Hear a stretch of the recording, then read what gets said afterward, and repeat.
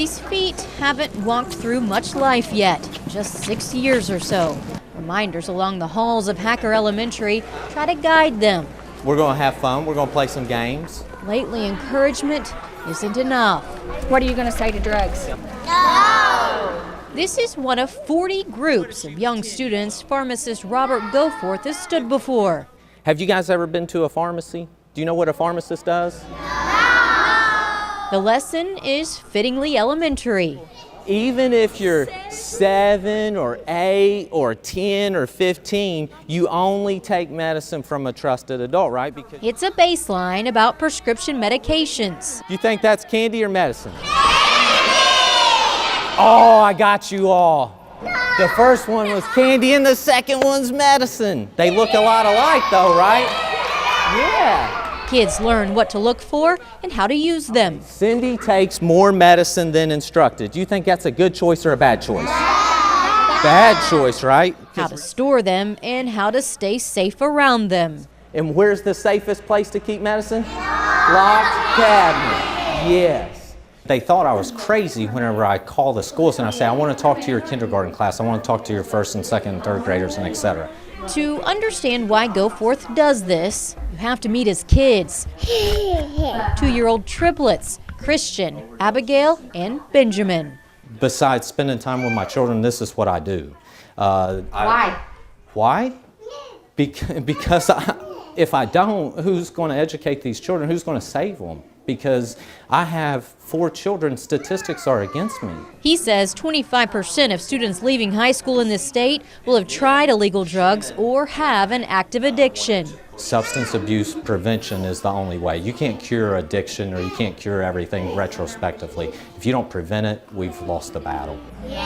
No, I said locked medicine cabinet, right? That's why he speaks to young students, hoping for state requirements for life skills lessons at every elementary school. English scores, math scores, whatever, they don't matter. If they don't have the life skills to get through life, then none of that even matters. And 25% of our children are failing because we are failing. Trusting adults. Yeah, you guys got it. What matters to him is creating a path these students can follow.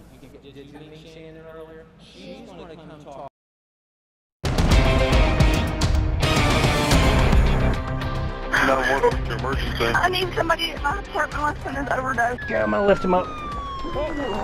90 to 95% of our calls are drug related. He's not breathing. He's not breathing. It's really sort of Russian roulette at this point as to what's inside. Good evening, I'm Miranda Combs and welcome to WKYT Investigates. Tonight, the state of addiction in Kentucky. There's not a single person in this state that hasn't been in some way affected by the drug epidemic, including the people that work behind me, and also the first responders that bring overdose victims to hospitals across the state. First responders are seeing the brunt of the epidemic by not only trying to save lives, but also trying to understand the addiction. You added me to the run at engine 5 and 220 is on, show me 97. This isn't about one patient, or even about one county. This is about a statewide shortage. We're guessing there's a 35% shortage in the state of Kentucky. The shortage is paramedics. An example of the problem is in Owen County, where time is running out. We just don't know where this is going to go, and it's a frightening place to be. At the strike of midnight, this small hospital in Owen County will close. This isn't a new thing. Rural hospitals all over the state are shutting their doors for good, not able to survive. But just because the hospital is gone doesn't mean the people are. What scares you the most? The inability to answer a call, having a call go unanswered. For us, losing the local hospital, our transport times will increase from 20 to 40 minutes. And here's where things get tricky. Owen County's EMS director Dan Brigno says his team is terribly understaffed. I'm not the only one. Ask any other counties surrounding us. We're all in the same position. And that position is changing positions. Just a little more logistical footwork now. He is one of 2 paramedics on each shift, but you won't see him on an ambulance. He's now in a chase car. I may have to jump a call and leave one call to go to another call. It's an old concept they're bringing back to life because they don't have a choice. I think it's a crisis over the entire region. I mean, we're not the only service that's having to resort to the chase car method now. So the chase car for us gives us the ability to move that paramedic, that advanced life support provider, which we're short on, to that vehicle, and they can remain in the county. It's an efficiency Band-Aid. Other counties do it. They may call it a supervisor's car, but it's the same idea. You see Fayette County show up at a scene with multiple EMS units. In Owen County, you'll get one and an SUV. So the county is in education mode. The problem is that we get calls for stuff. I have a splinter. I've sprained my ankle at 3 o'clock and it's just hurting so bad I need a ride to the hospital. People view EMS as a taxi service in a lot of places. Their job is to respond no matter what the call. They know that, but when they're crunched with a skeleton staff, they want the runs to count. 14-1 cop. Yeah, Timber. We are responding. My problem is that some folks just don't understand that calling an ambulance is for a life-threatening event.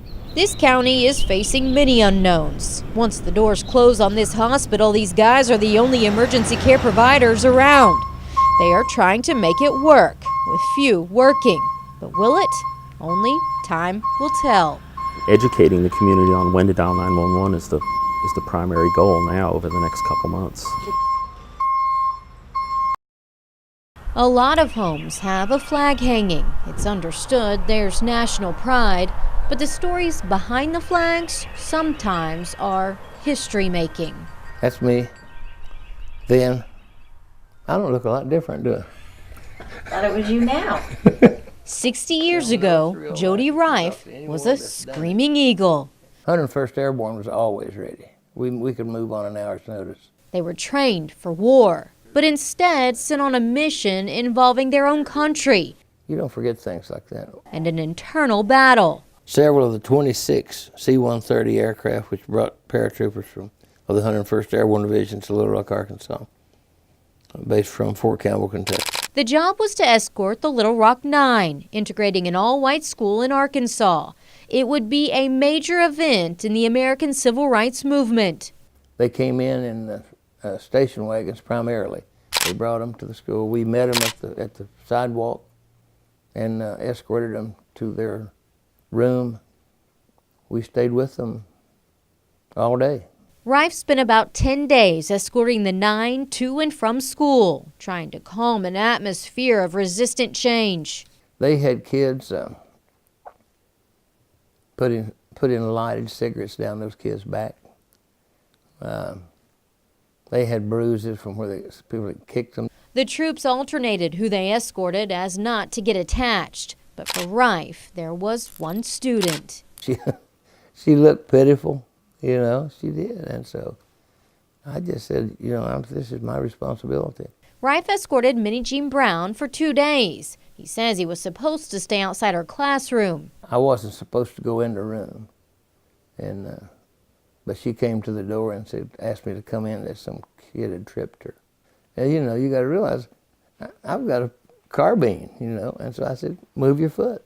Over the days, Rife and Minnie Jean Brown would exchange simple conversation. But on the way down the sidewalk, she drops a note. She wanted me to pick it up. So I did, I just stuck it in my pocket. That's what she had scribbled that note on there, just thank you so much for watching over me and protecting me when I needed it. Years and decades passed. That mark in history, though, remained. So I just decided I would see if I could contact her and see if she remembered me. Rife found Minnie Jean Brown's email and sent her a quick note. She quickly responded. I remember you and the events as if it were yesterday.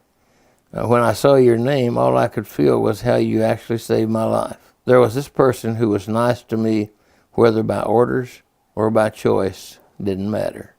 Rife and Brown still correspond every now and then about family and work and life, not by orders, but by choice.